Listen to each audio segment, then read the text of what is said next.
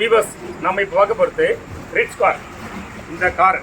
இந்த காரோடைய இந்த ஃப்ரேமை நம்ம புதுசாக போட்டிருக்கோம். சரிங்களா? இந்த ஃப்ரேம் எதுக்காக நம்ம புதுசாக போட்டிருக்கோம்னா, இதுதான் காரில் உள்ள ஃப்ரேம். சரியா? எதுக்காக போட்டிருக்கோம்? இந்த காரில் உள்ள ஃப்ரேமை மாற்றணும் அப்படின்னா, இது காஸ்ட்லி தான். இருந்தாலும் ஏன் மாற்றிருக்கோம் அப்படின்னா, இங்கே பாருங்கள், த்ரூ பிடிச்சி போயிட்டு சுத்தமாக உடஞ்சி போச்சு. இந்த பாருங்கள், இங்கே பாருங்கள். இப்போ எல்லாமே இப்போது இந்த ஷீட் மெட்டலே த்ரூ பிடிச்சி போயிட்டு உடஞ்சி போயிடுச்சு. சரி, இப்போ இந்த ஷீட் மெட்டல் த்ரூ பிடிச்சி உடஞ்சி போச்சுன்றதை மட்டும் மாற்றினேன். இதில் முக்கியமாக என்ன பிரச்சனைனா, இங்கே பாருங்கள், இதெல்லாம் ப்ராக்கெட்டு, இந்த ப்ராக்கெட்டு இந்த சர்ஃபேஸ் வரைக்கும் இருக்கணும், இந்த ப்ராக்கெட் இந்த சர்ஃபேஸ் வரைக்கும் இருக்கணும், இந்த ப்ராக்கெட் இந்த சர்ஃபேஸ் வரைக்கும் இருக்கணும். இதெல்லாமே நல்லா ரிஜிடாக இருக்கணும். இதெல்லாமே மெட்டல் அரிச்சு போயிட்டு காணாமல் போயிடுச்சு. இப்போ இந்த திக்னஸ்லாம் குறைஞ்சி போச்சு. இதில் போய் ஸ்டேரிங் பாக்ஸ் நம்ம ஃபிக்ஸ் பண்ணோம் அப்படின்னா என்ன ஆகுனா, இந்த ப்ராக்கெட்டு அப்படியே ப்ரோக்கன் ஆகலாம், கம்ப்ளீட்டாக விரிவடையலாம், என்ன வேணாலும் ஆகலாம்.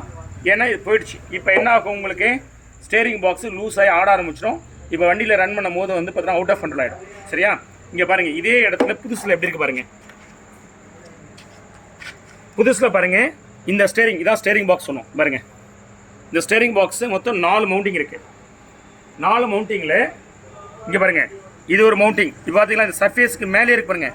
அங்கே பார்த்தா தெரியும், சர்ஃபேஸ்க்குள்ளே போயிருக்கும், அது அரிச்சு போய். இங்கே பாருங்கள், சர்ஃபேஸ்லேருந்து அரிச்சு போய் உள்ளே போயிருக்கு, திக்னஸ்லாம் போயிடுச்சு. இதில் போயிட்டு நம்ம வந்து பார்த்தீங்கன்னா ஸ்டேரிங் மவுண்ட் பண்ணலாமா? ராங்.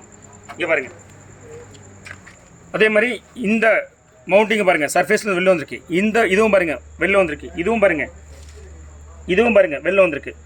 இந்த அளவுக்கு வெளில இருக்க வேண்டிய இந்த ப்ராக்கெட்லாம் அரிச்சு போயிட்டு உள்ளே போயிட்டு எல்லாமே போயிருக்கு. இது இந்த அளவுக்கு ஸ்ட்ரென்த்தாக இருக்கிற இடத்துல ஃபிக்ஸ் பண்ண வேண்டிய இந்த ஸ்டேரிங் பாக்ஸை இதில் கொண்டு போய் ஃபிக்ஸ் பண்ணால்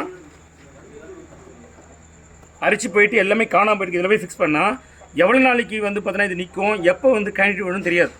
அதனால தான் இதை நம்ம மாற்றுறோம். ஒரு முக்கியமான தகவல் என்னன்னு கேட்டிங்கன்னா, இந்த கஸ்டமருமே என்ன சொன்னார்னா, சார் பட்ஜெட் இல்லை, இந்த டைம் அட்ஜஸ்ட் பண்ணி பண்ணுங்க அப்படின்னாரு.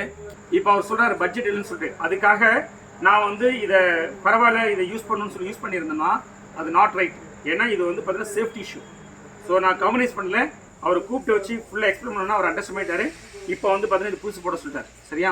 நீங்களுமே உங்களுக்கான இன்ஃபர்மேஷன்னா ஜஸ்ட் லைக் வந்து பார்த்தீங்கன்னா ஃபோன் பண்ணி மெக்கானிக்கிட்ட, சார் கையில் பைசா எல்லாத்தையுமே அட்ஜஸ்ட் பண்ணுங்கன்னா சொல்லாதீங்க. ஏன்னா எல்லா மெக்கானிக்காலும் இந்த மாதிரி எக்ஸ்பிளைன் பண்ண முடியுமாங்கிறது தெரியாது. சில டைம் அவங்களுமே வந்து பார்த்தீங்கன்னா லிமிடேஷன்ஸ் இருக்கும்.